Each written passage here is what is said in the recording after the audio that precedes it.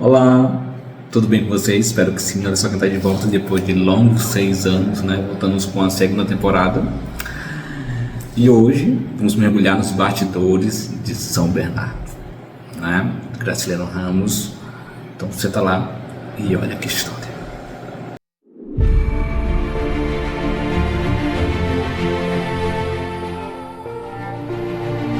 Você já imaginou escrever um dos maiores clássicos regionalistas da literatura brasileira?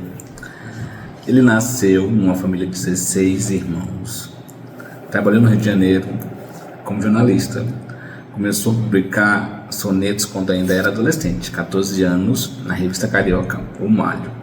E mais, o autor era um ex-prefeito que usava os relatórios da prefeitura para treinar o seu estilo seco e direto. Estamos falando de Graciliano Ramos de Oliveira, ou conhecido também como Graciliano Ramos. Olá, eu sou o Gleison.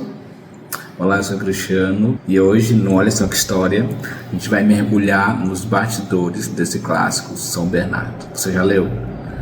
Graciliano Ramos não era um escritor de enrolação. Ele tinha uma mania por clareza e ele dizia que a escrita das palavras é como um cavalo, que serve para montar e não para enfeite. Ele nasceu no município de Quebrangulo, no Alagoas, em 27 de outubro de 1892. Agora a gente vai falar algumas curiosidades sobre o autor e sobre sua obra São Bernardo. São Bernardo é basicamente um livro de memórias, aqui retratando as memórias do personagem Paulo Honório.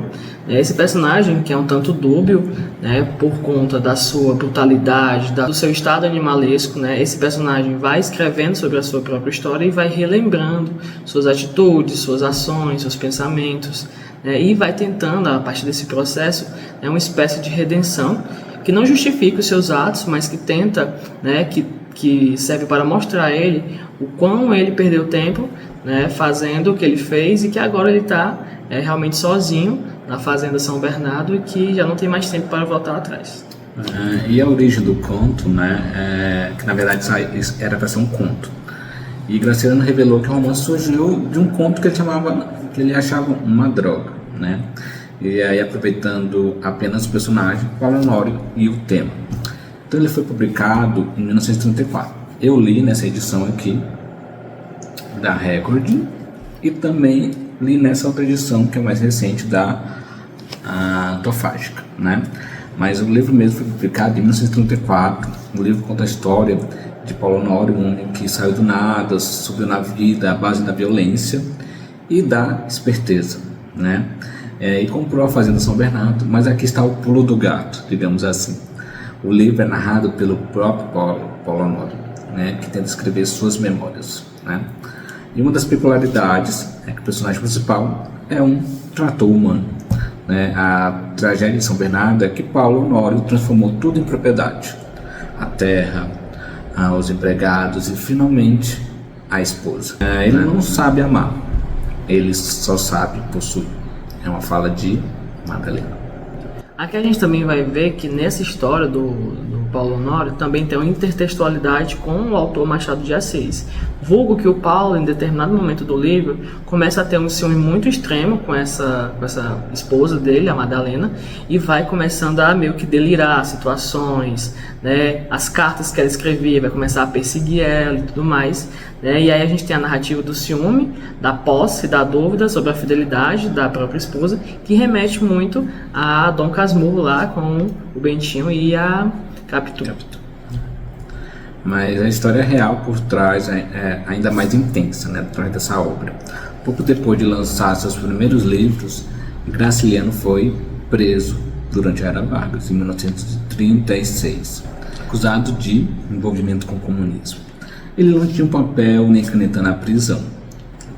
Diz a lenda que ele revisava seus textos mentalmente, palavra por palavra, para não esquecer.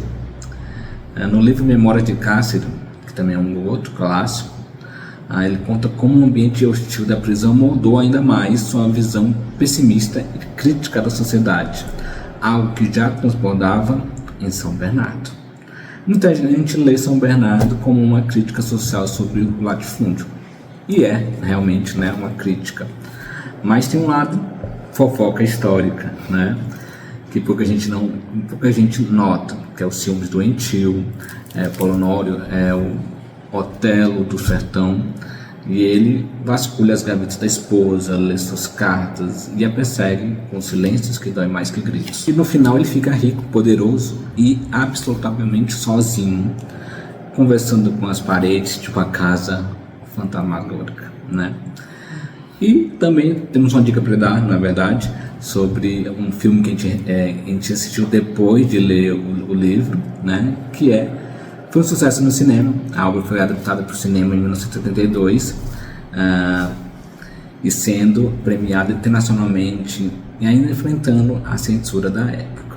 Então a gente recomenda muito vocês darem uma olhada no filme São Bernardo, né? Muito, muito, muito bom, né? E casa, né, complementa essa leitura desse livro, né? O livro também ele se destaca por sua estrutura direta, né, sem descrições longas, focando num relato psicológico de transformações do protagonista, né, o Polonório. Então, Graciliano Ramos ele provou que para ser profundo você não precisa de palavras difíceis, você precisa de verdade. São Bernardo continua sendo um espelho incômodo de um Brasil que ainda lida com o autoritarismo e a solidão do poder. E você? Teria coragem de tomar um café com Polonório ou sairia correndo da fazenda São Bernardo? Comenta aqui embaixo.